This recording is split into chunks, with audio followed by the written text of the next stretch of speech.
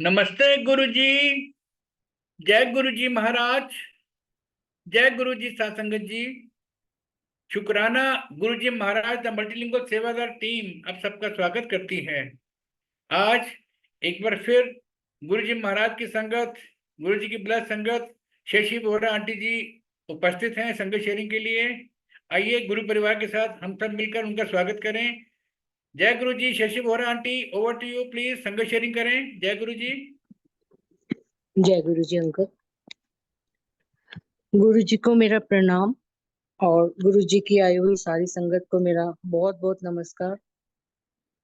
बहुत बहुत शुक्राना है मालिक का कि वो सत्संग की सेवा हमें दे देते हैं। गुरु जी सत्संग जो करवाते हैं वो उनकी मर्जी से होता है। उनकी आज्ञा के बिना हम लोग ना सत्संग सुन सकते हैं ना कर सकते हैं।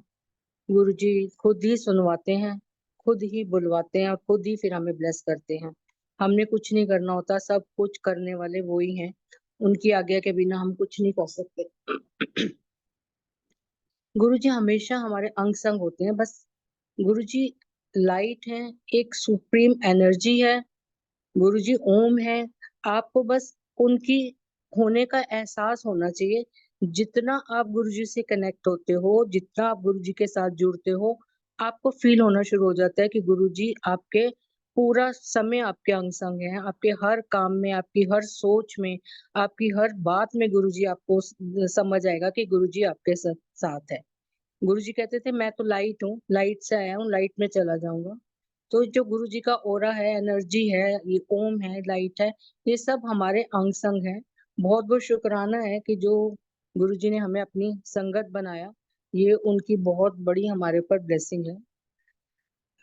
जैसे हम लोग ग्रंथों में पढ़ते हैं, पुराणों में पढ़ते हैं कि हमारे मनुष्य की 84 लाख योनियां हम लोग भुगतते हैं और उसके बाद फिर मनुष्य का जन्म होता है। और मनुष्य की जो योनि है वो कहते हैं बहुत उत्तम है, क्योंकि उसमें भगवान हमें ज्ञान देता है, बुद्धि देता है, ताकि हम भगवान का नाम जप सके, भगवान को पाने की कोशिश कर सके। और गुरुजी ने किसी संगत को बोला था कि जब तुम 80 बार मनुष्य की योनि में आ जाते हो, तब उस 80 बार जब मनुष्य योनि में आके तुम भगवान का नाम जपते हो, उनका भजन कीर्तन सिमरन करते हो, तब गुरु जी कहते थे तुसी मनु देख सकते हो, मनु छू सकते हो, मेरी संगत बन सकते हो।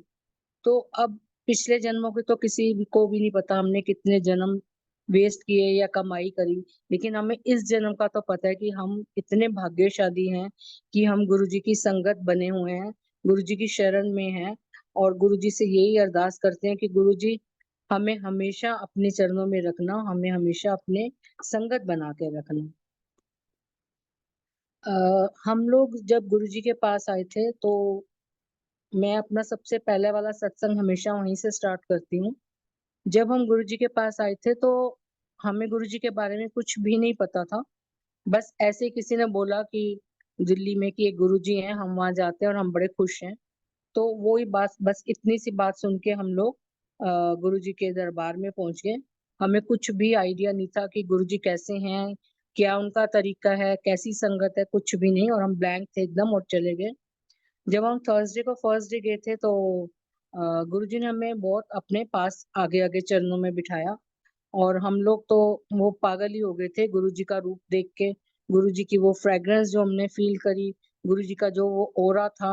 मतलब सोच भी नहीं सकते थे कि आ, इस दुनिया में कोई आदमी भी इतना सुंदर हो सकता है, क्योंकि उस टाइम तो गुरु जी हमें एक मनुष्य के रूप में बैठे हुए दिख रहे थे और लगता था कि कितने सुंदर के ये आदमी है। तो गुरु जी का मतलब जैसे हम नजरें नहीं मिला सकते थे। थर्सडे को हम लोग गए, हमने लंगर खाया, बहुत अच्छा लगा।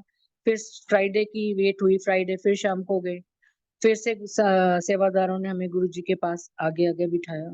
और गुरुजी ने मेरे अंकल को पूछा कि की नाम है तेरा, कित्थों आया है, की करना। तो अंकल ने बताया उनको, गुरुजी को। तो हमने, और मेरे से कोई बात नहीं हुई, और हमने लंगर खाया, हम घर आ गए। फिर हम लोग सैटरडे गए फिर से, और फिर से सेवादारों ने हमें आगे आगे बिठाया। फिर से गुरुजी ने मेरे हस्बैंड से पूछा की नाम है तेरा, कित्थों आया है, की करना है। ये बातें गुरुजी इसलिए नहीं पूछते थे कि उनको पूछनी होती है, कि उनको पता नहीं है। वो गुरुजी का एक तरीका होता था, किसी भी संगत से जब बात करते थे, उसको अपने सामने खड़ा करके उसको ब्लेस कर रहे होते थे।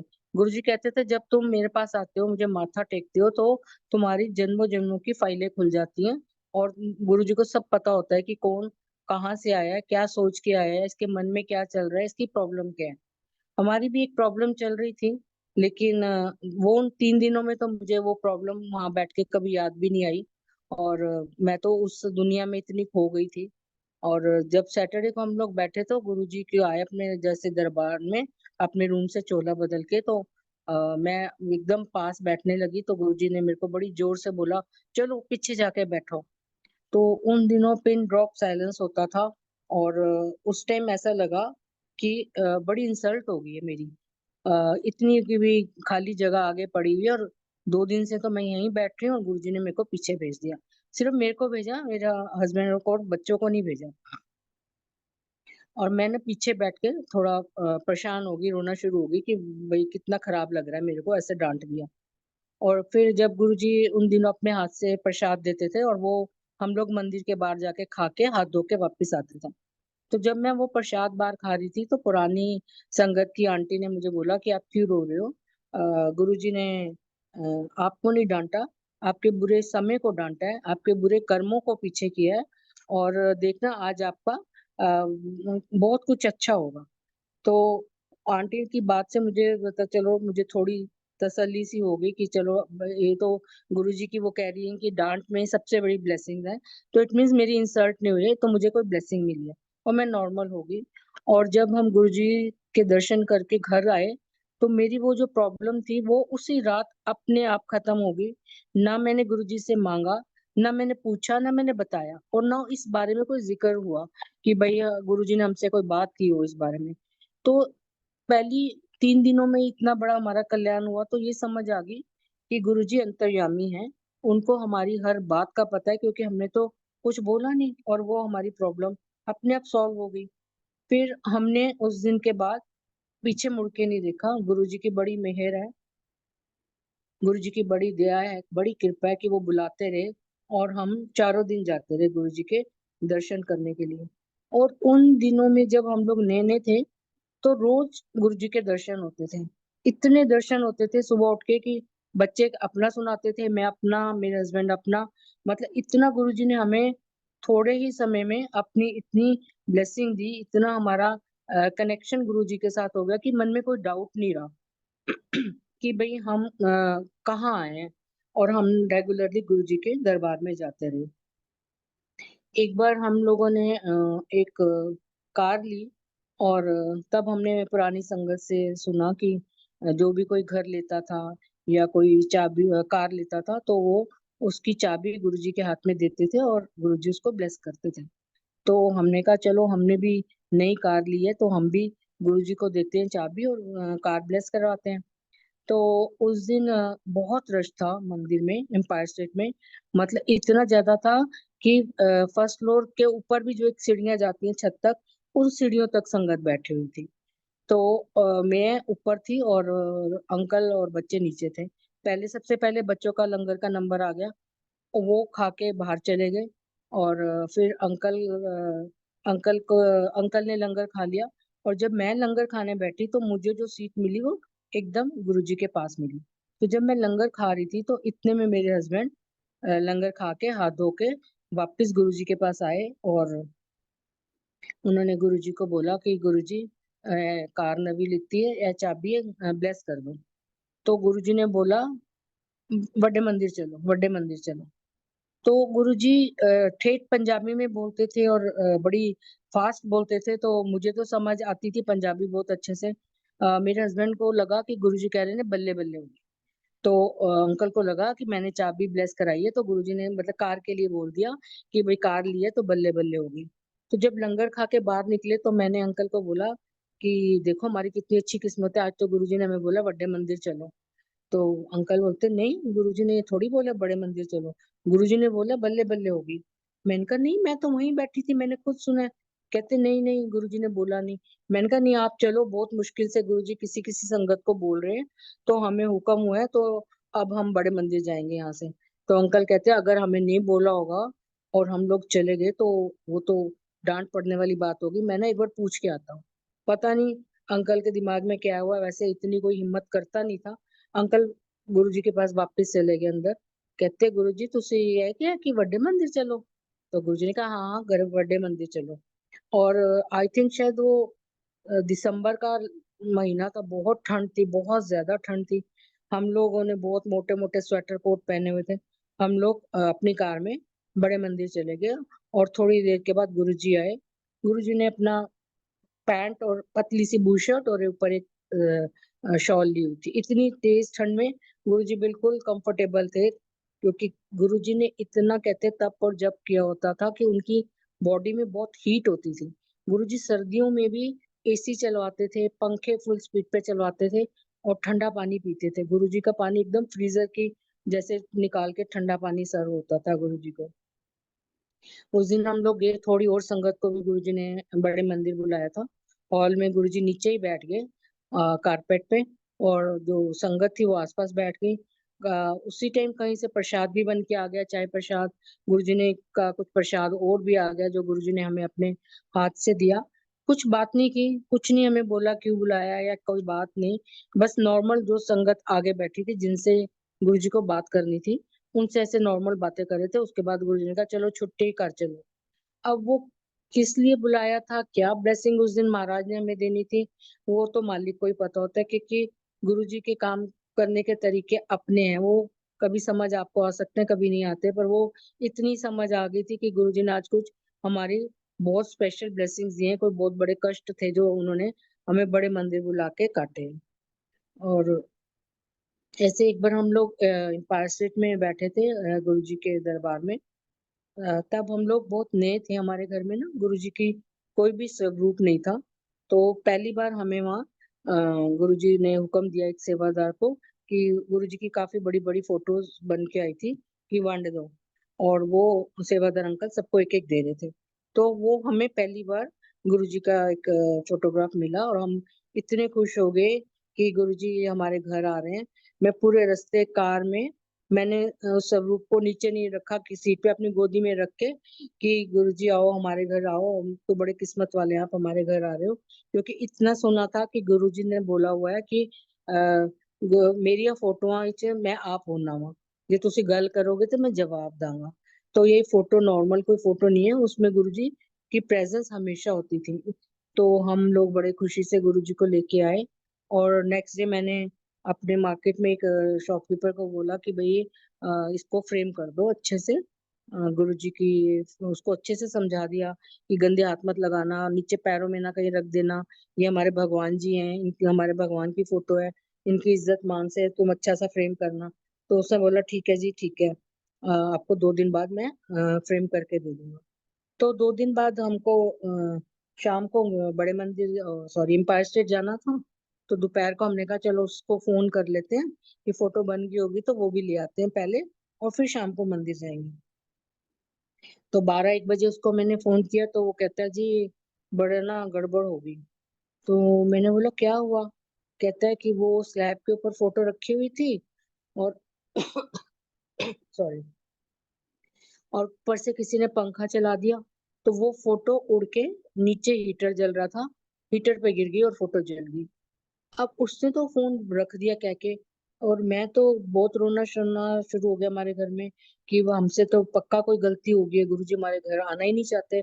ऐसे तो हमने किसी का नहीं सुना कि फोटो ऐसे खराब हो जाती हो। कितनी दुनिया फ्रेम करवाती है, और जब से फोटो बनती है फ्रेम होती है आज तक किसी के ऐसे फोटो खराब नहीं हुई। बहुत हम डर गए कि पक्का हमसे गुरुजी नाराज हो गए हैं, हमसे कोई गलती हो गई है। और हम लोग, मेरे हस्बैंड बोलते हैं चल चल के ना गुरुजी को माफी मांग के आने। तो मैंने कहा हम गुरुजी से खुद से तो बात कर नहीं सकते। वो तो गुरुजी अगर हमें इजाजत देते थे, किसी को बुलाते थे, कुछ बात करते थे तो बंदा जाता था, नहीं तो अपनी मर्जी से जाओगे तो आपको डांट पड़ेगी।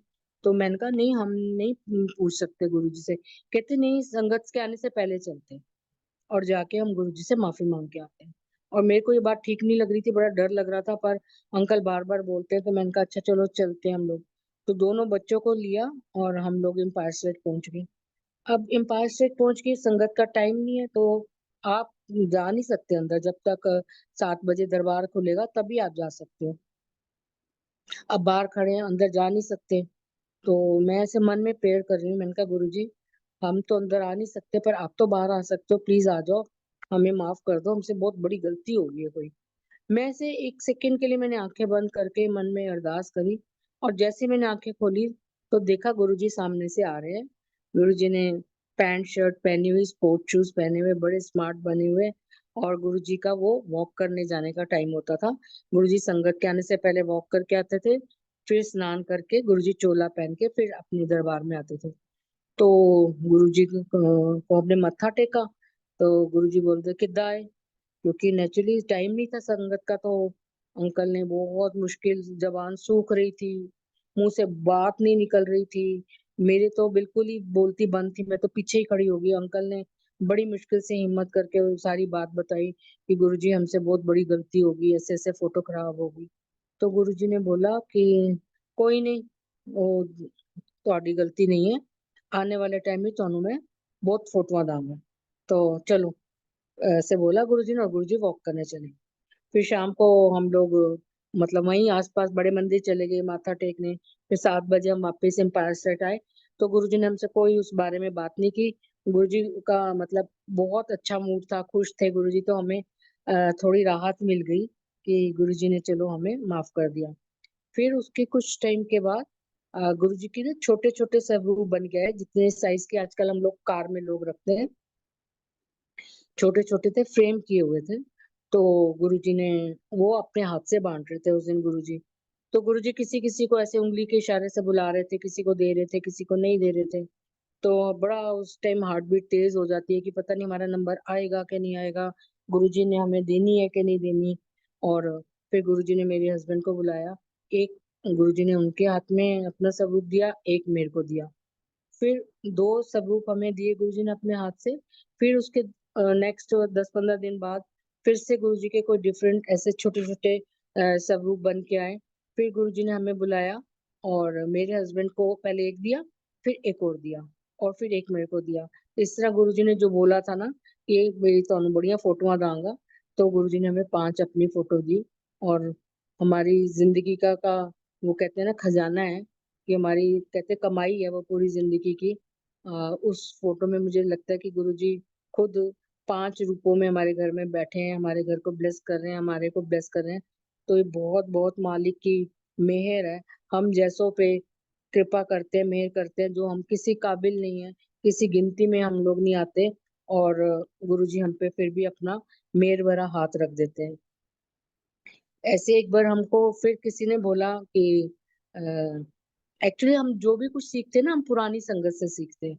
जैसे हमने बहुत बातें अपनी अपने से पहले वाली संगत से सुनी समझी, क्योंकि गुरुजी कुछ प्रवचन तो देते नहीं थे। अब तो फिर भी आप लोग बहुत टीवी में नेट पे और ये सब जूम पे बहुत सारे सत्संग मिल जाते हैं, बुक्स बहुत सारी गुरुजी ने लिखवा दी है, पर उस टाइम कुछ नहीं होता था। तो जो भी बात समझ आती थी वो पुरानी संगत से आती थी।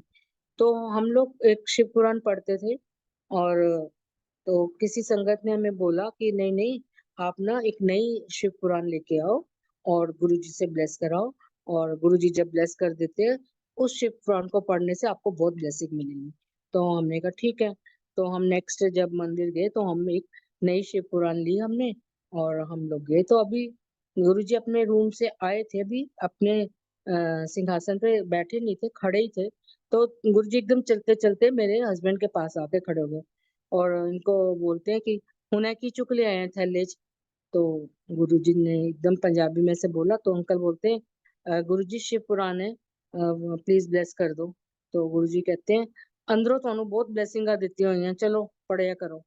तो गुरुजी ने शिव पुराण को मतलब ऐसे टच नहीं किया, लेकिन मुंह से बोल दिया कि ਤੁਹਾਨੂੰ अंदरों बहुत ब्लेसिंगा ਦਿੱਤੀਆਂ ਹੋਈਆਂ ने, ते पढ़िया करो।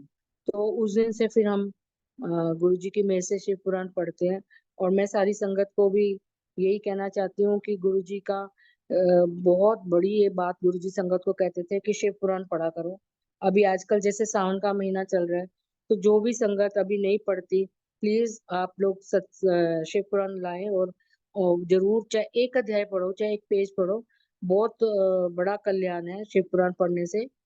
और अभी कुछ दिन पहले एक सत्संग में भी इसी प्लेटफॉर्म पे एक अंकल ने भी बोला था कि उनको गुरुजी ने ऑफ डे पे अपने एम्पायर स्टेट में बुलाया था और गुरुजी ने उनको भी बोला था शिव पुराण पढ़िया का।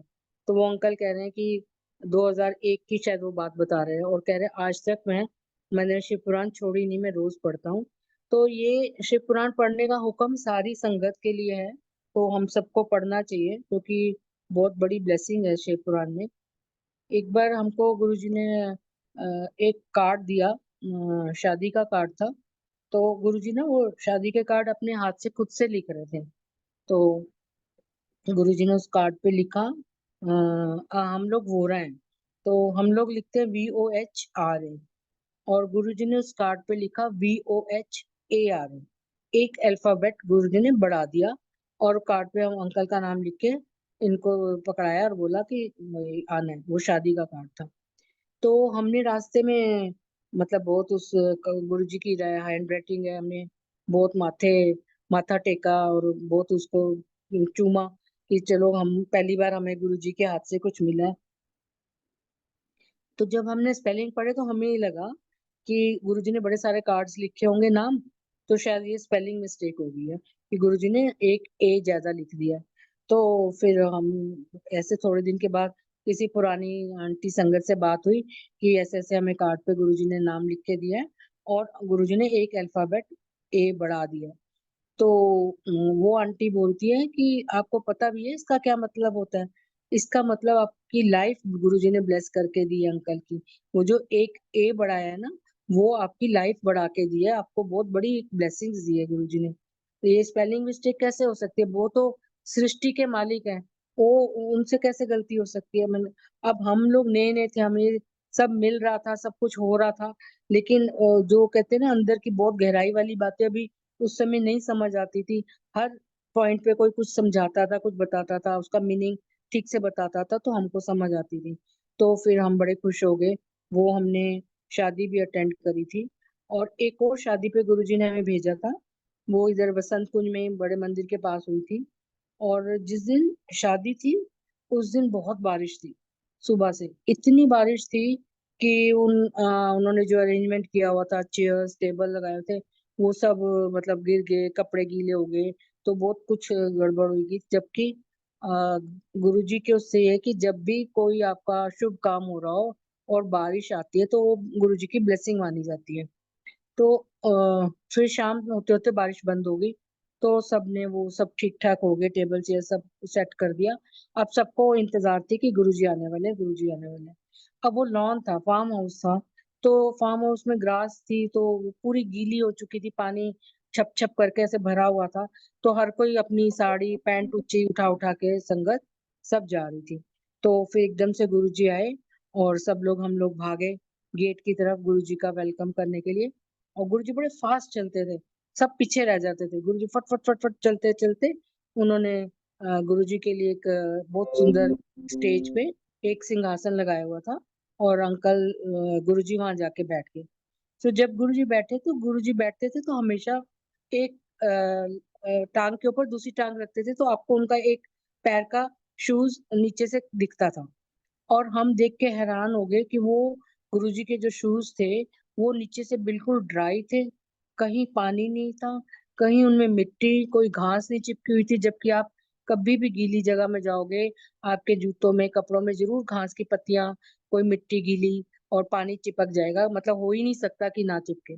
सबके शूज गंदे थे लेकिन गुरुजी के शूज एकदम साफ।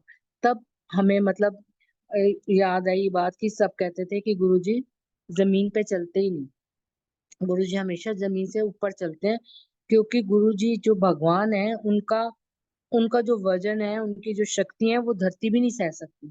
तो गुरुजी अपना वजन धरती पे बाहर डालते ही नहीं थे, गुरुजी ऊपर चलते थे। वो हमें नहीं दिखता था, हमें तो नॉर्मली चलते हुए दिखते थे, लेकिन रियलिटी में उनके शूज ये एक सत्संग नहीं, बहुत सत्संग है इस बात के कि लोगों ने देखा, संगत ने देखा कि गुरुजी के शूज कभी गंदे होते ही नहीं थे।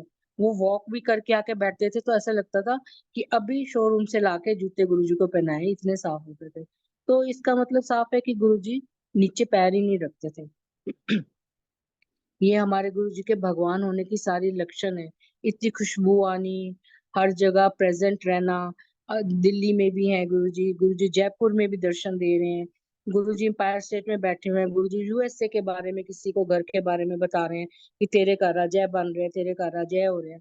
तो वो छोटी छोटी बातें ऐसी करते थे, वो हमें उस टाइम नॉर्मल लगती थी, लेकिन वो सब बातें इसलिए बताते थे कि हम समझ सकें कि हमारे सामने रब बैठा हुआ है। लेकिन फिर वो नॉर्मल बातें करते थे तो शायद पर्दा ही पड़ जाता था आंखों पे। फिर सबको गुरुजी की तरह ही दिखते थे। तो गुरुजी कभी कभी हंसी मजाक भी कर लेते, कभी कभी माहौल को बड़ा लाइट कर देते थे। जैसे मेरे हस्बैंड से एक बार पूछा कि मेनका आंटी उनके पैर दबा रही थी और बड़े वीआईपी सारे आसपास गुरुजी के बैठे हुए थे, कैबिनेट मिनिस्टर्स वगैरह सब। तो गुरुजी मेरे हस्बैंड को बोलते हैं की करना है। तो अंकल ने बोला वो मेरे हस्बैंड ने वीआरएस ली हुई थी तो अपनी जॉब से।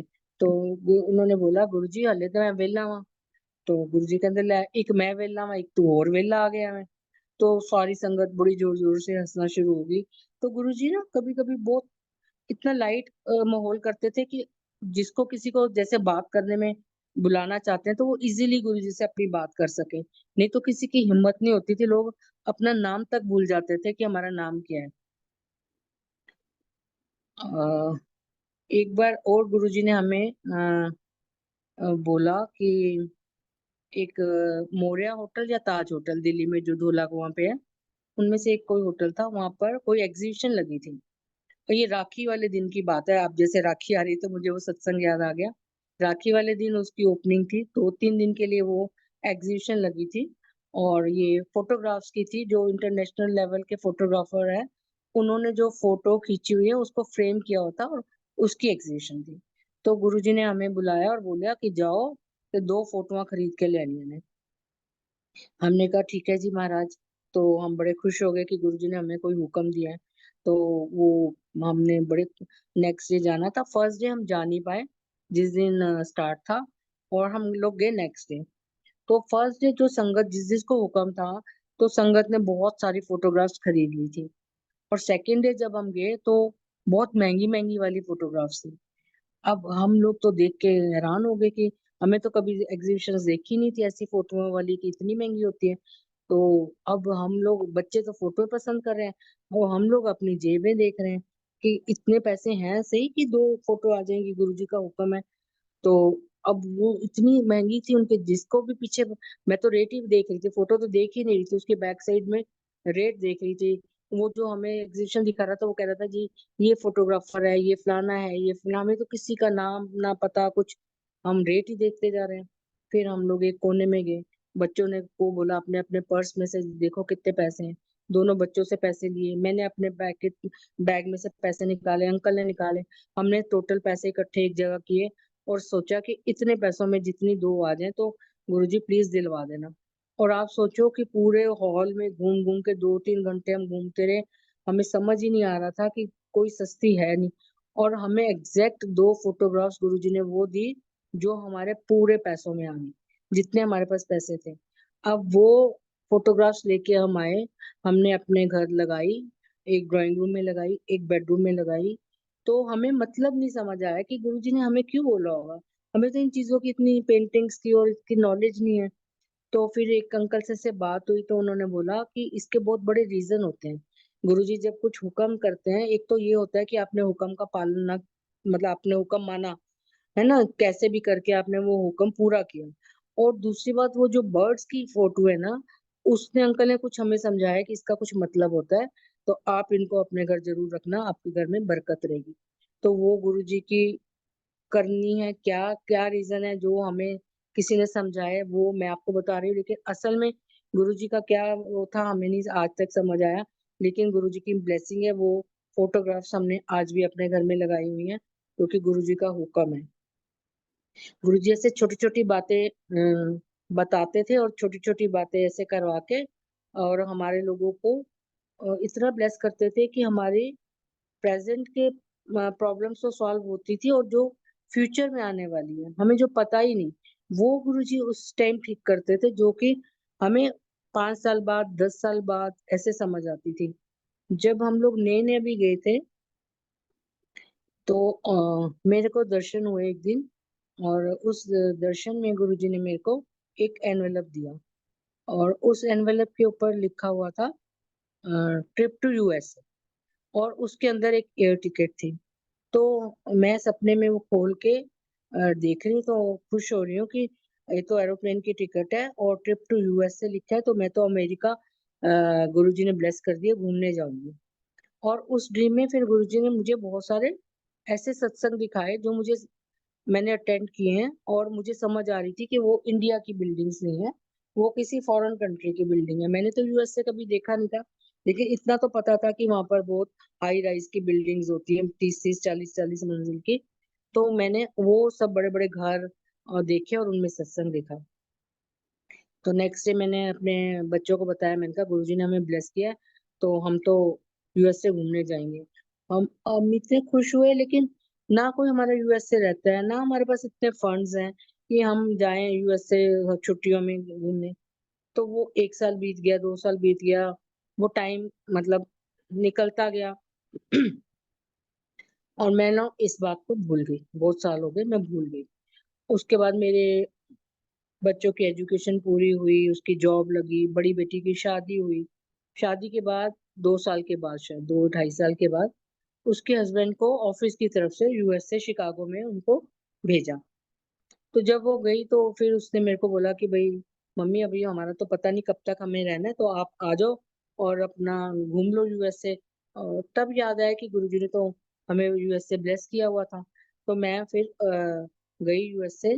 और सोचो, वीजा मेरे हस्बैंड का भी लगा, मेरा भी लगा, लेकिन कुछ ऐसे सरकमस्टांसेस हो गए कि अंकल जा नहीं पाए और मैं अकेली गई। और मैंने दर्शन जब हुए थे तब उसमें भी आ, उस दर्शन में भी मैं अकेली ही मतलब वहां घूम रही हूँ यूएसए में और सत्संग में। और आप सोचो संगत जी कि मैं यूएसए में जितने दिन रही, इतने हमने सत्संग अटेंड किए वहां पर। बहुत गुरु जी की संगत है, बहुत प्यारी संगत है, बहुत अच्छे से सत्संग करते हैं।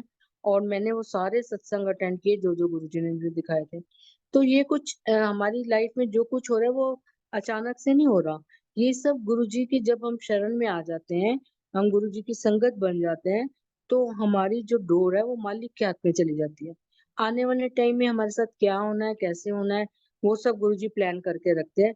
लेकिन वो ब्लेसिंग समय आने पे हमें मिलती है।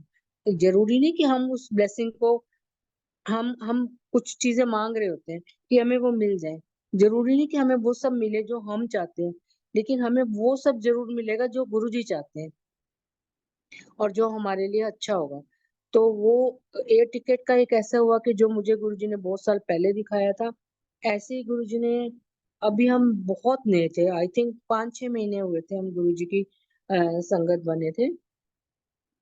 तो उन दिनों लंगर सेवा बहुत स्ट्रिक्टली होती थी, कोई बैक साइड पे जा नहीं सकता था, पता ही नहीं होता था कि कहाँ से लंगर बन के आ रहा है।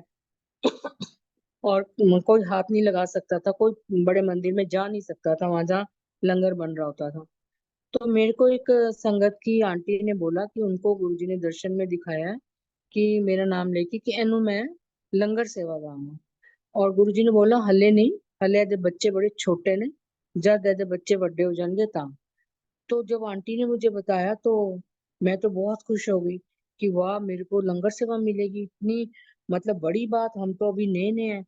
पर वो भी सेम जैसे एयर टिकट का हुआ था, 1 साल बीत गया, 2 साल बीत गए, मुझे कोई लंगर सेवा नहीं मिली। मैं भूल गई, वो जो खुशी इतनी मिली थी वो सब खत्म हो गई, क्योंकि टाइम बीतता गया, मिली नहीं लंगर सेवा। उसके बाद 2007 में जब गुरुजी ने चोला छोड़ दिया तो बड़े मंदिर में जैसे गुरुजी की समाधि बन गई और वहां पर हमें समाधि सेवा मिल गई। तो समाधि सेवा हर दिन के गुरुजी ने ग्रुप, मतलब वहां पर ग्रुप बन गए थे जो हर रोज जाके पूरी समाधि का स्नान कराना, साफ करना, शीशे साफ करने, जो भी पूरा उनका तरीका था वो सब करना। और मेरे को जो सेवा मिली वो मिली सैटरडे। और जिस साल मुझे वो सेवा मिली, उस साल मेरी जो छोटी वाली बेटी थी, बड़ी तो ग्रेजुएशन करके एमबीए में चली गई थी, छोटी जो बेटी थी वो 12th के बोर्ड के एग्जाम थे उसके उस साल। तो जब मैंने सेवा स्टार्ट की, उसके 12th की पढ़ाई शुरू हुई। और पूरा साल वो पढ़ती थी और गुरुजी मेरे से यहाँ हमें सेवा पे लगा लिया गुरुजी ने। एक सैटरडे मैं सेवा पे थी और उससे जो कमिंग मंडे था, उस दिन मेरी बेटी का लास्ट बोर्ड का एग्जाम था। और जब आपके बच्चों की 12th हो जाती है, बोर्ड के एग्जाम हो जाते हैं, तो ये माना जाता है कि बच्चे बड़े हो गए, भाई अब वो अपने इंडिपेंडेंट है।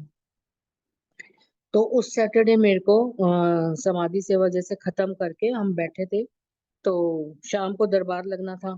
तो उसमें टाइम होता था सेवा में और दरबार लगने में। तो कभी कभी माली भैया अंकल हमें बोल देते थे ये फूल सजा लो, झूले के वहां पर ओम लिख देते थे, कभी कुटिया में जाके फूल सजाते थे। हमें आते नहीं थे, पर हम कभी कुछ थोड़ा बहुत जो भी हमें समझ आता था हम वहां पर कर देते थे। उस दिन हम ऐसे बैठे हुए थे कि कोई सेवा मिल जाए तो कर ले। तो एक किचन से आंटी आई और उसने बोला कि आज ना लंगर सेवा में आंटियां कम है, आंटी आप अंदर आ जाओ, हमारी हेल्प करा दो। तो मैंने कहा ठीक है। मैं हाथ धो के किचन में गई और उन दिनों चपाती जो है नीचे बैठ के हम लोग बनाते थे चकले बेलने पे, और छोटी सी एक तवी होती थी, तो नीचे जमीन पे बैठ के सब हम लोग काम वो होता था। तो मैं फटाफट रोटी बेलनी शुरू हो गई। तो जो वो आंटी उन दिनों पूरा देखती थी किचन को, वो आई और उन्होंने मेरे को बहुत जोर से डांट दिया। उन्होंने बोला कि आप ऐसे कैसे अंदर आ गए, आपका लिस्ट में ना मतलब आपका सेवा नहीं है, आपको किसने बोला, आप बिना बुलाए कैसे आ गए।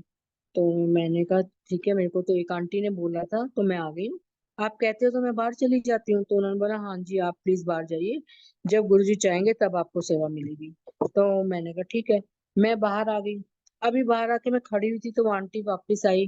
तो ऐसे मतलब मुझे अच्छी तरह वो जानती थी, ऐसी बात नहीं है, बड़े सालों से जानती थी। लेकिन जो नियम है तो नियम है कि भाई सेवा में आपको वो लाया जाएगा। एक मिनट एक्सक्यूज मी।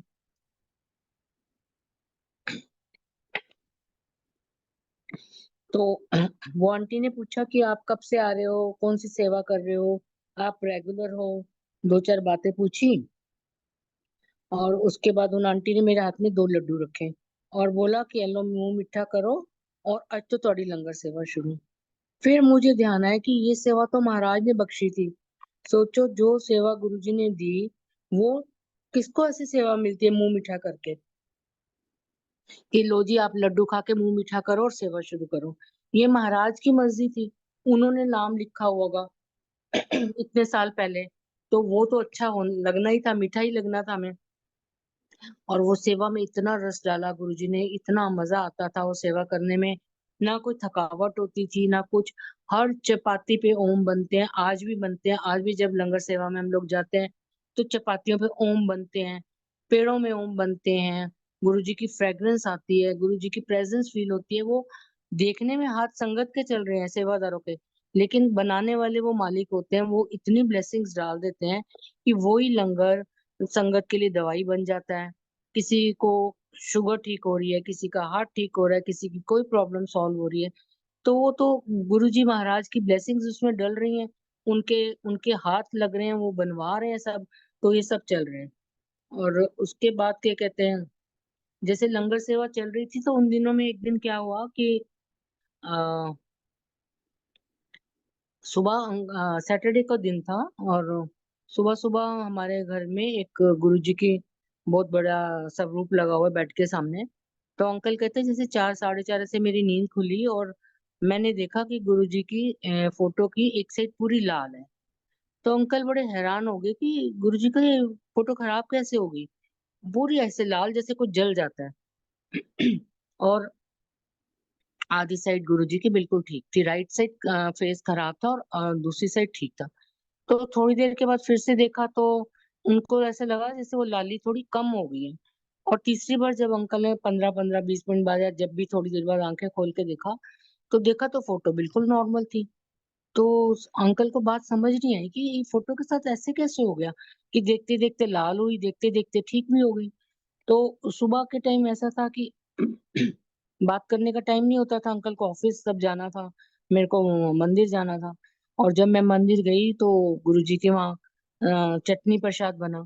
आपको पता है चटनी प्रसाद मंदिर में बहुत स्पाइसी बनता है, हरी मिर्ची बहुत भर के डलती है। तो वो जब चटनी प्रसाद बना, उस मिर्ची से मेरे राइट हैंड में पूरी एलर्जी हो गई। मेरा पूरा राइट हैंड कोहनी तक, पूरा मेरी बाजू हाथ पूरे लाल, और इतनी उसमें जलन कि बर्दाश्त से बाहर। और इसी सब ने बोला कि अ, अ, दूध लगा दिया, किसी ने बर्फ लगाई, किसी ने टूथपेस्ट ला के लगा दी, लेकिन मेरे को वो बिल्कुल भी चैन नहीं पड़ रहा था। बहुत जलन हो रही थी। मतलब छाले नहीं पड़े थे, लेकिन लाली बहुत थी और जलन बहुत थी। तो शाम को एक अंकल ने बोला कि आप ऐसा करो कि एक एंटी एलर्जी की टेबलेट खा लो और उससे आपका वो क्या पता फर्क पड़ जाए। मैंने कहा ठीक है। मैंने वहां मंदिर के उधर एक केमिस्ट से लेके एंटी एलर्जी की एक टेबलेट खा ली। तो मेरे हस्बैंड कहते तू वही घर चली जा, अब तेरे से सेवा तो होगी नहीं।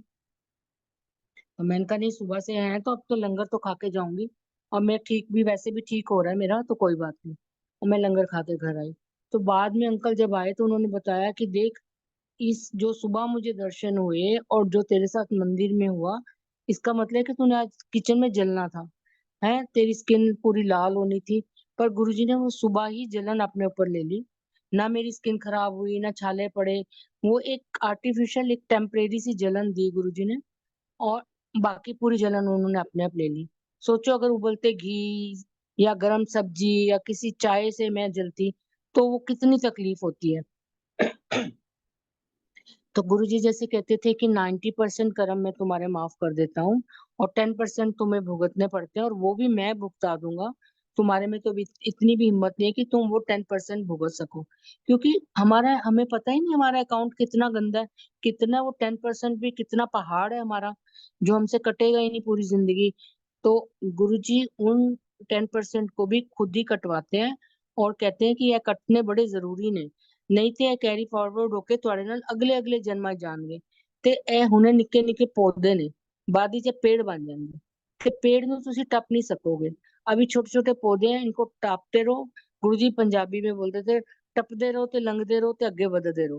मतलब छोटी छोटी प्रॉब्लम्स आ रही है, उनको सहते रहो और अपना आगे बढ़ते रहो, उनमें फंसो मत। क्योंकि ये मत सोचो कि हम गुरुजी के पास आ गए तो अब हमारे साथ तो कभी कुछ होगा नहीं। वो सब दुख तकलीफ जो हम कर्मों में लिखवा के आए हैं, वो आएंगी भी, लेकिन कितनी कम होके आएंगी इसका अब हम अंदाजा भी नहीं लगा सकते। वो 90% तो खत्म कर देंगे, 10% सोचो कितनी कम है 10%। अगर पूरी 100% भुगतनी पड़े तो। और किसी संगत ने बोला भी था कि गुरुजी तुसी ये 10% भी भुगता दो, ऐ के बचांदे हो। तो गुरुजी कहते थे नहीं, ऐ ते अपने कर्म कटने पैंदे ने, नहीं ते अगे वध जांदे ने और वो फिर बहुत मुश्किल हो जांदे ने सहने। मेरे सामने सामने कट लो। और गुरुजी ने देखो कितनी पुरानी संगत के आप सत्संग सुनो कि गुरुजी बोलते थे कि यमराज भी लेने उनको, अंकल को, उनके फादर को आ गए थे। तो गुरुजी ने कहा कि अजय, कुछ 4 या 5 दिन बोला कि अजय नहीं आएंगे यमराज, तू सेवा कर अपने फादर दी, कि तेरे अजय कर्म बच्चे हुए ने। वो उनको साक्षात यम के दर्शन हुए हैं, लेकिन यमराज आए नहीं। उन 2-4 दिनों में अंकल ने अपने पापा की पूरी सेवा करी। उसके बाद उन्होंने प्राण त्यागे। तो आए हैं तो जाना तो सबने है, लेकिन जो एक दूसरे का हमारे ऊपर कर्जे हैं, गुरुजी वो कर्जे पूरे हटवा देते थे। कहते थे ਤੁਹਾਡੀ फाइल में क्लीन करके भेजनी है। मतलब कुछ कर्जे किसी का लेना देना बचना नहीं चाहिए। तो जो हमने दुख सहने वो सह लो, ताकि जाए तो हमारी क्लीन चिट हो हमारे पास, ताकि हम फिर ऊपर जाके गुरुजी की शरण में रहें और गुरुजी ऐसी कृपा करें कि मैं तो कहती हूँ हमारे सारी संगत पे ऐसी मेहर करें कि हमें फिर जन्म ही ना लेना पड़े। गुरुजी वहां ऊपर हमारे को अपने पास ही रख ले। और ये गुरुजी ने बहुत संगत को ये चीजें दिखाई हैं कि गुरुजी के पास जो भी गया है, देखो अमर कोई नहीं है, सबने मरना है। लेकिन गुरु की शरण में आने में मरना और एक वैसे वरना, तब यमदूत लेने आते हैं। और अब हमें शिव के दूत लेने आएंगे। तो आप शिव पुराण पढ़ो, उसमें बहुत डिफरेंस है। यमदूत जैसे घसीट के ले जाते हैं, मारते करते, चेन में बांध के, ये होगा वो होगा। और जब शिव शिव के दूत आते हैं, तो आपके लिए पालकियां आती हैं, आपके लिए रथ आते हैं। शिवगण आपके बहुत इज्जत से आपको ऊपर बहुत आसानी से वो रास्ता निकलवा के ले जाते हैं। तो ये सब रास्ते जो हमको ऊपर जाके आसान हो, उन सब के लिए हमें अभी से गुरुजी प्रिपेयर करते हैं। तो जो भी दुख तकलीफ आती है, गुरुजी कहते थे काटो। जैसे मेरे हस्बैंड का था, तो उनके साथ क्या हुआ था जो गुरुजी ने उनको एक वोरा करके एक ए बढ़ा के दिया था, तो गुरुजी को पता था कि आने वाले टाइम में अंकल पे बहुत भारी समय आने वाला है। और गुरुजी ने उनको वो ब्लेसिंग उसी दिन बहुत साल पहले दे दी थी। मेरे हस्बैंड को कैंसर हुआ, और कैंसर होने के इतनी उनको प्रॉब्लम्स हुई उस कैंसर में कि उनकी ओपन हार्ट सर्जरी भी हुई। उनकी एक क्या कहते हैं, बड़ी आंत तो कट गई, फिर छोटी वाली भी इंटेस्टाइन कट गई। बहुत कुछ हुआ, 2-3 साल हम लोग पूरा हॉस्पिटल रहे। हम लोग मतलब घर आ ही नहीं पाते थे, कभी आते ही थे और फिर अगले दिन भागना पड़ जाता था कि कहीं नई प्रॉब्लम आ जाती थी। और डॉक्टर्स ने बोल दिया था मेरे बच्चों को कि तुम लोग प्रिपेयर रहो, कभी भी कुछ हो सकता है, क्योंकि हालत बहुत खराब है, क्योंकि सिर्फ कैंसर से नहीं लड़ रहा, बहुत कुछ हो रहा है। कभी कीमो सूट नहीं करती, कभी उसका रिएक्शन हो रहा है, कभी उनके अंदर कोई पॉइजन फैल गया, बहुत कुछ हुआ, पथरी आ गई। मतलब आप कोई बीमारी का नाम लो, वो साथ साथ आती जा रही थी। और उधर अंकल को प्रॉब्लम्स आ रही थी, और इधर हमारे घर में क्या हो रहा था, सारे इलेक्ट्रॉनिक्स पे गुरुजी ने भार डाल दिया था, जो कि अंकल की बॉडी पे और डलना था और वो सह ना पाते, वो बाकी भार गुरुजी ने इलेक्ट्रॉनिक्स पे डाला। कार की बैटरी खराब, घर का इन्वर्टर खराब, घर की पूरी वायरिंग जल गई, घर का एसी खराब, घर का कूलर खराब, जो घर में जितनी चीजें थी सब खराब होती थी। गुरुजी कहते थे कि चीजें तो ठीक करा लोगे, लेकिन आदमी कोई कारदा बंदा चला गया, वो कितन वापस ले आओगे। तो सोचो कितना किसी एक लेडी के ऊपर प्रेशर हो सकता है कि वो बीमारी से भी लड़ रही है, वो घर की भी लड़ाइयां लड़ रही है। बड़ी बेटी की शादी को भी सिर्फ 6 महीने हुए थे, एक छोटी बेटी थी और एक मैं थी, हम दो जने। और इतनी मतलब कहते हैं ना, चक्रव्यूह था हमारे आसपास, हम उस चक्रव्यूह में फंसे हुए थे। लेकिन उस टाइम पर भी गुरुजी ने इतना हमारा साथ दिया, गुरुजी ने हमें इतने दर्शन दिए, मेरी बेटी को, मेरे को। हॉस्पिटल में हमें लिफ्ट में खुली आंखों से गुरुजी ऊपर जाते हुए, नीचे जाते हुए दिखते थे। वो दिखाते थे कि मैं तुम्हारे साथ हूँ। गुरुजी ने बोला मेरी बेटी को कि तेरे पापा ने मैं ठीक कर दूंगा, घबराओ ना। गुरुजी ने उनके बेडरूम में, मतलब बेड के पास, जैसे हम लोग एक अंकल लेटे हैं तो हम लोग कोई ना कोई अटेंडेंट रहता था, तो मेरी बेटी को गुरुजी ने दिखाया कि गुरुजी और शिव जी भगवान दोनों वहां पर बैठे हुए हैं। और शिव जी भगवान का जो त्रिशूल है, वो शिव जी भगवान ने इतनी जोर से उस जमीन पे मारा कि पूरी जमीन पे, जैसे पानी में पत्थर फेंको तो गोल गोल गोल गोल तरंगे आती हैं, गोल चक्कर बनता है, ऐसा उस जमीन पे बना। तो गुरुजी ने और शिव जी भगवान ने जैसे एक पहरा लगा दिया था कि अंकल को, कि मतलब जैसे डॉक्टर बोलते थे सवेर दा पता नहीं, आज कुछ भी हो सकता है, लेकिन कुछ भी नहीं हुआ। करते करते 2-2.5 साल के बाद अंकल बिल्कुल ठीक हो गए, घर आ गए, पर वीकनेस बहुत थी।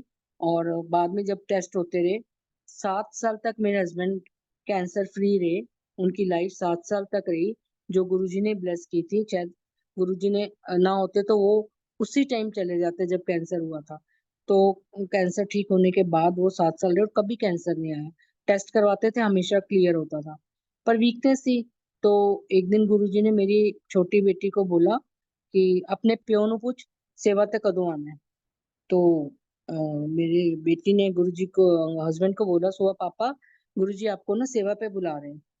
तो मेरे हस्बैंड कहते हैं मैं तो खड़ा भी नहीं ठीक तरह हो सकता, मैं कैसे सेवा पे जाऊंगा। तो हमने कहा नहीं, गुरुजी का हुक्म है, वो आपको ठीक भी करेंगे, आपसे सेवा भी करवाएंगे। तो हमने उनको धीरे धीरे मंदिर, बड़े मंदिर लेके जाना शुरू किया। तो सोचो, इतना वो रोते थे कि मैं नहीं जा सकता, मन ना ले जाओ, मन कर ले जाओ, मैं नहीं खड़ा हो सकता। पर हमने भी हिम्मत नहीं हारी और अंकल ने भी हिम्मत नहीं हारी। गुरु जी की कृपा से हम कभी उनको 10 मिनट के लिए मंदिर ले जाते थे, फिर 15 मिनट बैठते थे, कभी आधा घंटा बैठते थे। करते करते अंकल वापिस ठीक हो गए।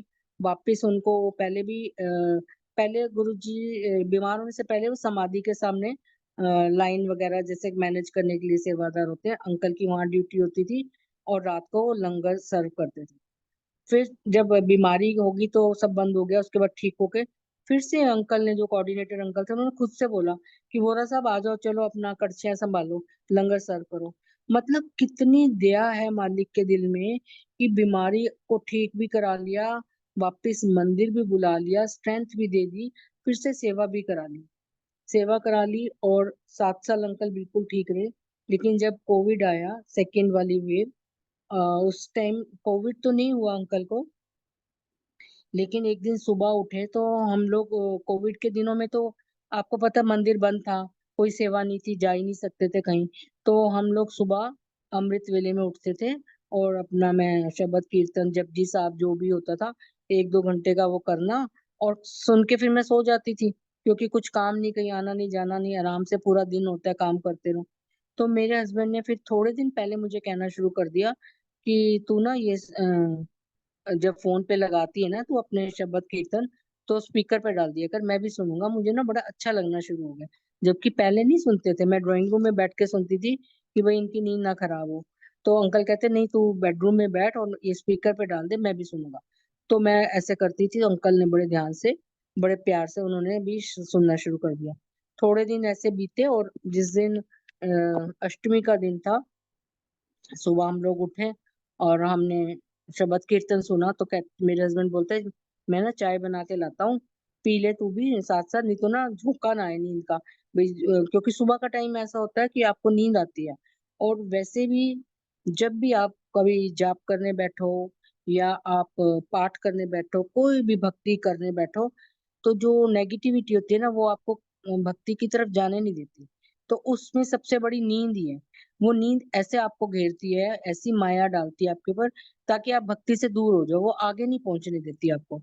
तो अंकल कहते मैं ना चाय बना के लाता हूँ कि पी लेते हैं, तो फ्रेश हो जाएंगे, झोंका नहीं आएगा नींद का। मैंने कहा ठीक है। चाय बनाई, हमने चाय पी, आराम से शबद वाणी सुनी, फिर सो गए।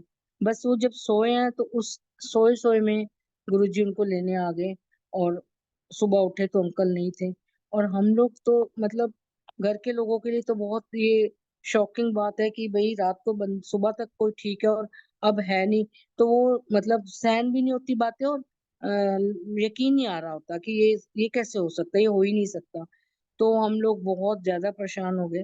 तो अब कोविड था, कोई आ भी नहीं पा रहा था, तो बड़ा घर का माहौल बहुत ज्यादा, मुझे डिप्रेशन हो गया। मेरे को कुछ कुछ ऐसे दिखना शुरू हो गया रात को, जैसे मैं घबरा घबरा के चीखे मार के उठ के आना शुरू होगी। तो काफी हालत मेरी खराब हो गई। फिर मैं जिस दिन चौथा था उस दिन घर में हमने एक हवन रखा था, क्योंकि बाहर तो कुछ कर नहीं सकते थे, घर के 2-4 लोग थे बस। तो मेरी बेटी जो है उसको बुखार था, वो अंदर कमरे में थी, तो बहुत रो रही थी और गुरुजी से नाराज हो रही थी कि गुरुजी कितनी मतलब खराब बात है कि पापा का वो, एक तो पापा चले गए और अब देखो मम्मी अकेली है, कोई भी हमारे आसपास नहीं है कि जो हमें संभाल ले, हमारे साथ बात कर ले।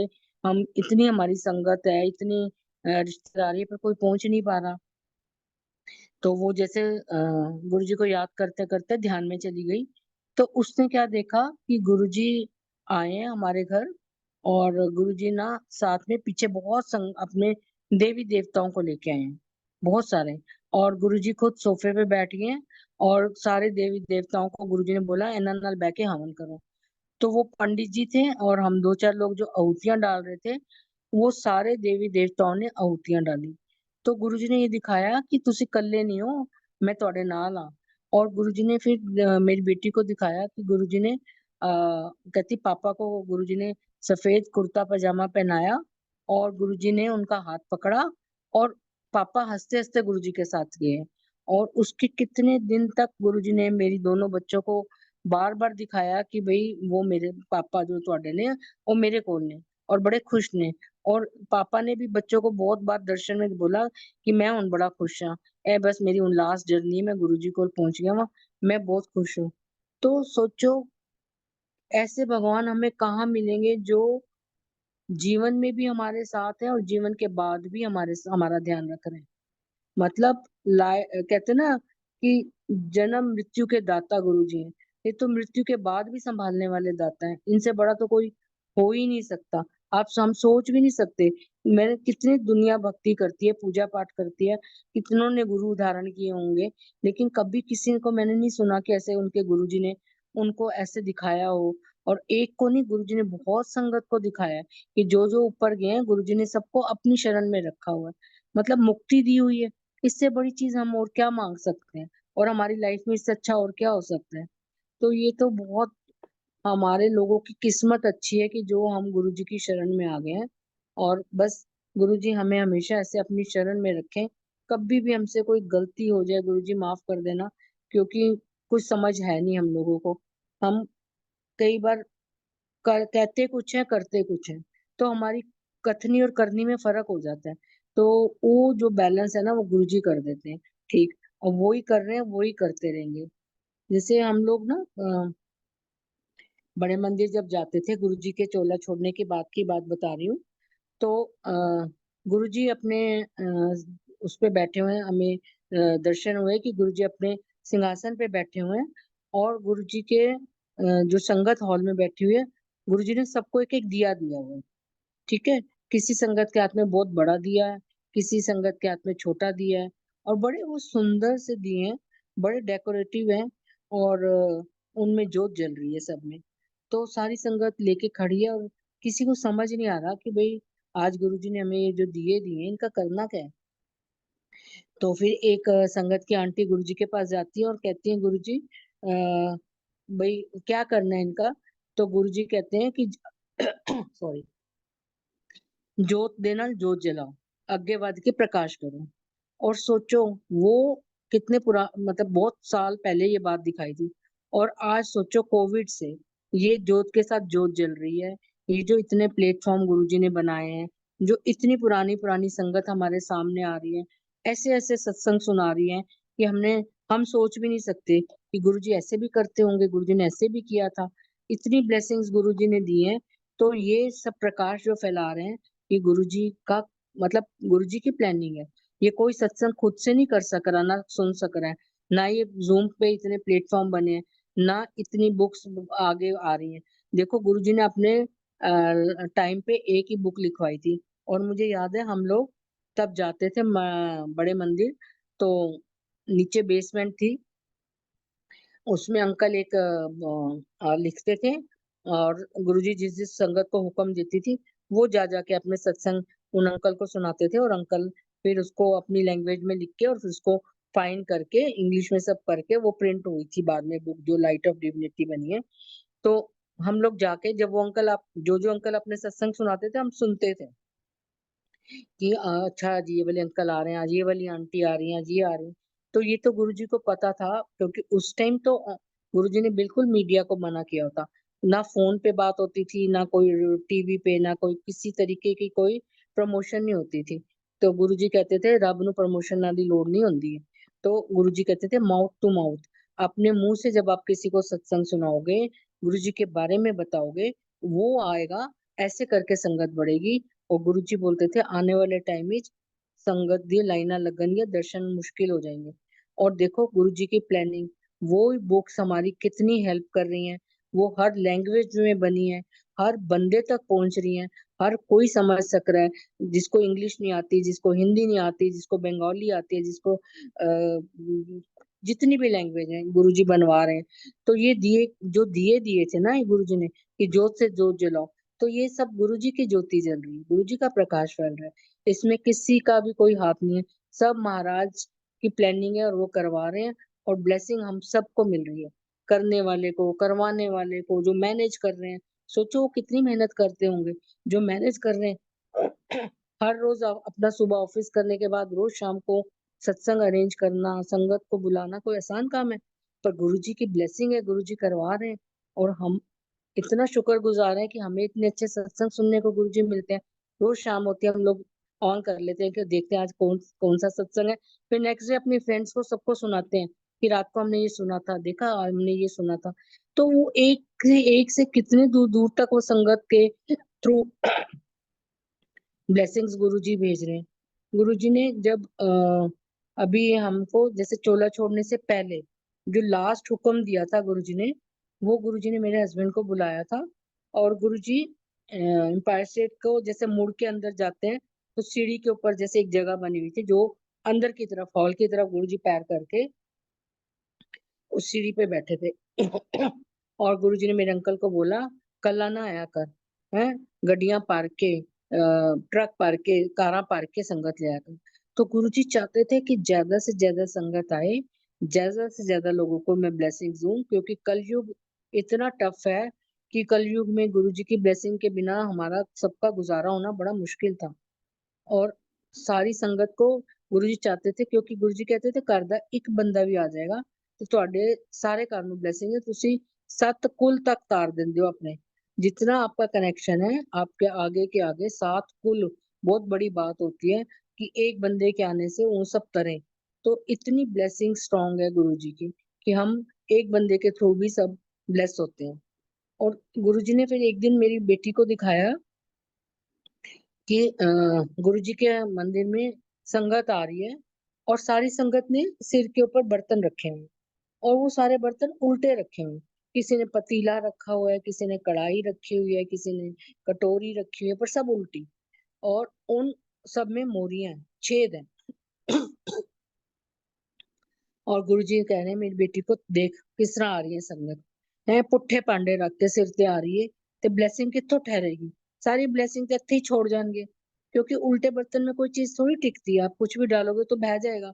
और हम क्या करते हैं, अगर हम लोग गुरुजी की बताई हुई बातों को फॉलो नहीं कर रहे, गुरुजी के बताए हुए रास्ते पे नहीं चल रहे, तो हम जा तो रहे हैं रोज मंदिर और लंगर भी खा रहे हैं, शब्द भी सुन रहे हैं, ब्लेसिंग्स भी खूब सारी ले रहे हैं, क्योंकि लंगर में भी ब्लेसिंग है, बानी में भी ब्लेसिंग है, गुरुजी के मंदिर की अपनी जगह में ही इतनी बड़ी ब्लेसिंग है, क्योंकि इतना बड़ा शिवलिंग गुरुजी ने बनवाया जो कि 12 ज्योतिर्लिंगों की शक्ति एक शिवलिंग में।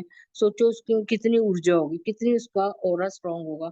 तो आप तो ब्लेस हो ही रहे हो, लेकिन अगर हम सब चीजें ठीक नहीं करें तो वहीं छोड़ाएंगे ब्लेसिंग्स। मालिक ने तो दे दी, लेकिन हम उसको लेने के काबिल ही नहीं बन पाते हैं। गुरु जी कहते सी अपना पांडा खाली करके साफ करके ले आओ, ताई ते कुछ विच टिकेगा। पुट्ठे पांडे रख के, गंदे पांडे रख के आ जाते हो तो मेरी ब्लेसिंग किक्कन टिकेगी। एक आंटी आती थी गुरु जी के पास और उनको ना गुरुजी बोलते थे कि अपना ना एंटीना सीधा कर, तेरा एंटीना ठीक नहीं है, वो ब्लेसिंग कैच नहीं करता। सोचो, आपका कनेक्शन इसका मतलब ठीक नहीं है। आप गुरुजी तो ब्लेसिंग्स दे रहे हैं पर आप रिसीव ही नहीं कर पा रहे हो। तो हम लोगों ने उस आंटी का मजाक में नाम टीवी आंटी रख दिया था, क्योंकि उन दिनों टीवी और एंटीना ही होता था ना, एंटीना ऊपर जा जाके बच्चे ठीक करते थे, इस डायरेक्शन में आ गई पिक्चर, हाँ नहीं उधर घुमा इधर घुमा, तो ऐसे करते थे ताकि एक कैच कर ले वो फ्रीक्वेंसी और नीचे टीवी में क्लियर पिक्चर है। वही सेम चीज गुरुजी की है। जितना आप कनेक्ट गुरुजी से डायरेक्ट होगे, उतनी आपको ब्लेसिंग्स आप रिसीव कर पाओगे और उतनी ब्लेसिंग्स आपकी लाइफ में आएंगी और आपकी लाइफ आराम से निकलेगी। तो सत्संग मेरे बहुत है। एक बड़ी मेरी जो बेटी है जो कि यूएसए में रहती है, उसके 2 सत्संग इतने बड़े हैं, वो मैं जरूर सुनाना चाहूंगी।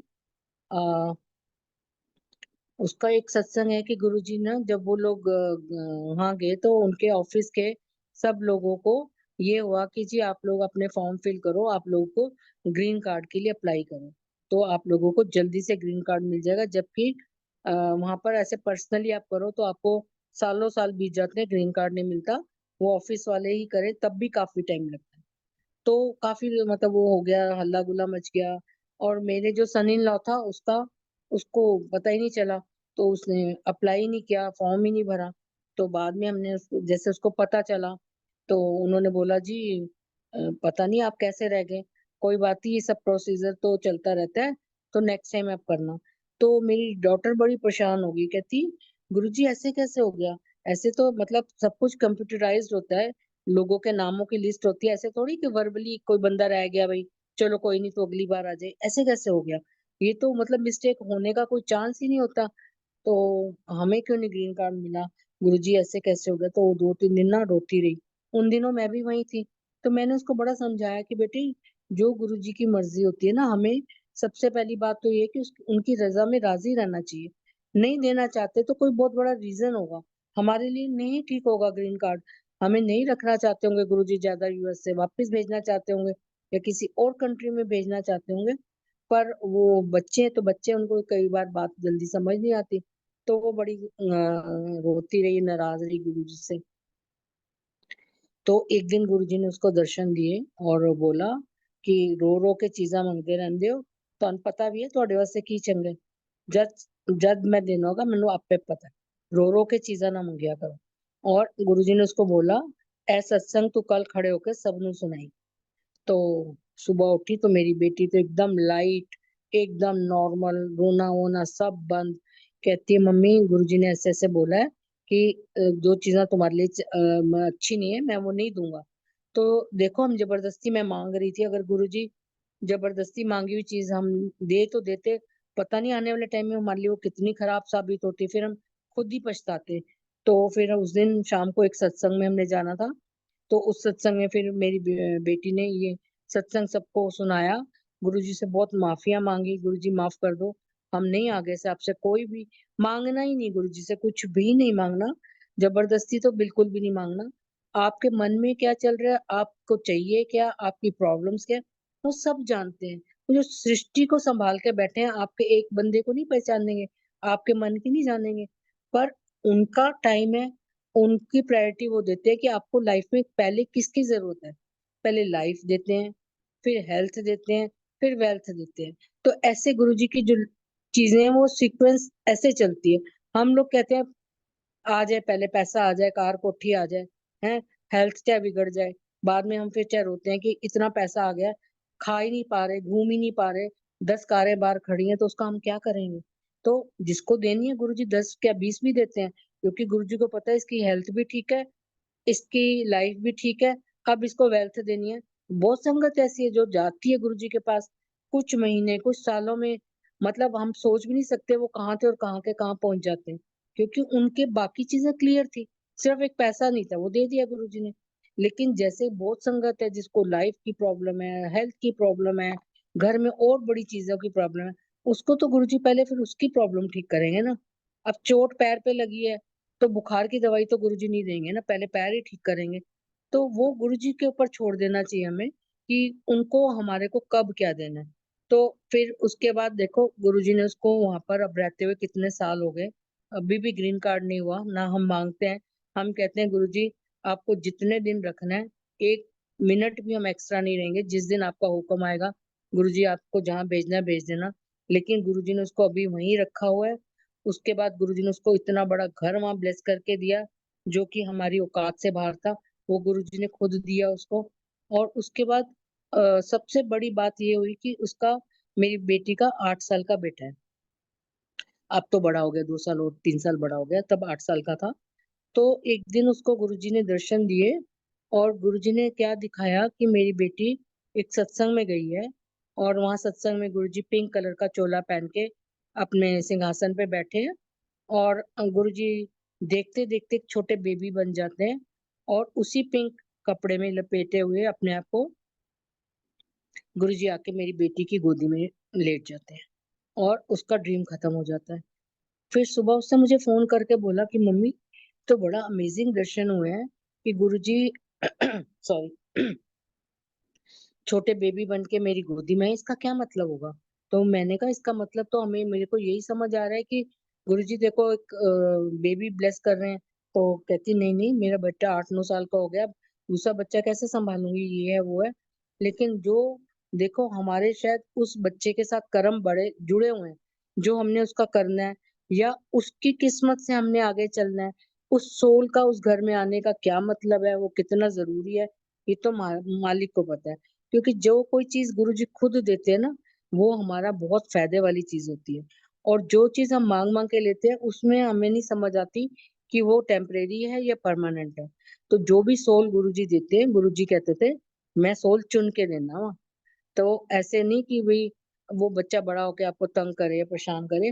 गुरुजी बहुत रूहानी सोल्स जो होती थी, जो हो सकता है वो पिछले जन्मों में गुरुजी की संगत ही होंगी, वो सोल्स गुरुजी अपनी फिर से संगत के घर में भेजते थे, फिर से अपनी शरण में उनको बुलाते थे।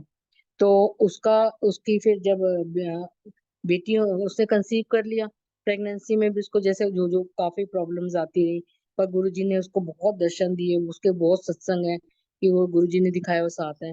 फिर गुरुजी ने उसको बोला कि तू जब डिलीवरी वास्ते जाएंगी, ते माता रानी दी, लक्ष्मी माता रानी दी मूर्ति नाल लेके जाई, फोटो नहीं बोला, मूर्ति बोला, नाल लेके जाई। और मेरे को गुरुजी ने यहाँ इंडिया में दर्शन दिए कि गुरुजी वो कंजक का रूप लेके बैठे हुए हैं, और गुरुजी ने आलता लगाया हुआ है, गुरुजी ने पायल पहनी हुई है, और वैसे छोटी सी फ्रॉक पहनी हुई है। तो मैंने अपनी बेटी को बोला कि गुरुजी तेरे घर ना नरातों में आएंगे, क्योंकि गुरुजी ने मुझे अपना कंजक वाला रूप दिखाया है। तो उसने बोला कि मम्मी नराते तो बहुत पहले ही हो जाएंगे, 1 महीना पहले, और मेरी जो बच्चा है वो सो डेढ़ डॉक्टर 1 महीने बाद क्या दूंगा। तो मैंने कहा अच्छा, फिर गुरुजी ने तो ऐसे दर्शन दिखाया है, तो मुझे तो ऐसे लगता है कि गुरुजी कंजक वाले दिन मतलब नरातों में आएंगे। और उसको भी गुरुजी ने बोला कि माता दी मूर्ति लेके जाई। तो अ, उस साल क्या हुआ कि अधिक मास आ गया।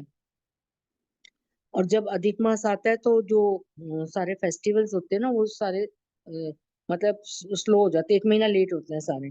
तो उस साल अधिक मास होने के कारण नराते लेट हो गए। और वो 1 महीने बाद आए नराते। और 7वें नराते के दिन शुक्रवार वाले दिन उसकी बेटी हुई। सोचो, माता की जो मूर्ति गुरुजी ने बोला था जो वो लेके साथ गई थी, तो गुरुजी ने दिखाया कि कोई माता का रूप है जो मैंने तेरे घर में भेजा है। और गुरुजी बिना रीजन के किसी को बच्चा नहीं देते थे। और गुरुजी कहते थे, मुंडे ते मैं बेरा अरवांडे देना वा, कुड़ियां ते मैं किसी किस्मत वाले ने देना वा। क्योंकि कन्या दान का दान बहुत बड़ा दान माना जाता है। तो क्या पता गुरुजी उससे कन्यादान करवाना चाहते हो कि वो करने से उसका कल्याण हो, या उस बच्चे का लिखा होगा उस घर में आना। वो तो रीजन गुरुजी को पता है कि वो में असल बात क्या होती है। लेकिन जितना हमने सुना और जितना हमने समझा कि गुरुजी जब किसी को भेजते हैं वो सोल बहुत अच्छी भेजते हैं। मांग के लिए हुई सोल नहीं होती, जो खुद से ब्लेस करते हैं वो बहुत अच्छी सोल होती है। तो वो बच्चा अब 3 साल का हो गया है। और गुरुजी को माथा टेकती रहती है, जय गुरु जी करती रहती है, क्योंकि वो गुरु जी की संगत है। तो गुरु जी ने उसको अपने साथ ही रखा हुआ है, अपने साथ ही गुरु जी रखे हम सबको। बस मैं बाद में यही बस कहना चाहती हूँ सारी संगत को हाथ जोड़ के कि सब लोग अपना डायरेक्ट कनेक्शन रखें गुरु जी के। हाजरियां जरूर भरते रहो। गुरु जी कहते थे आंधे रिया करो, हमेशा कहते थे आंधे रिया करो। और वैसे भी जो जैसे हम लोग फोन को चार्ज करते हैं, बैटरीज को चार्ज करते हैं, तो हमारी जो सोल है उसको भी तो चार्ज करना है हमने। उसको चार्ज करने के लिए हमें गुरु जी का कनेक्शन चाहिए। चाहे मंदिर जाओ उसमें चार्जिंग कराओ, चाहे आप सत्संग में जाओ, चाहे घर बैठ के गुरुजी की फोटो के आगे बैठ जाओ, उनसे बातें करो, शिव पुराण पढ़ो, शब्द सुनो, सत्संग सुनो, सत्संग करो। ये सारे सारे तरीके हैं गुरुजी के चार्ज करने के हमें।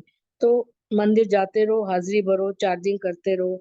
और लंगर खाओ, लंगर में कितनी ब्लेसिंग है। आप सबने कितने सत्संग सुने हैं कि कैसे 5-5 10-10 अमरतियां खिला देनी, जलेबियां खिला देनी।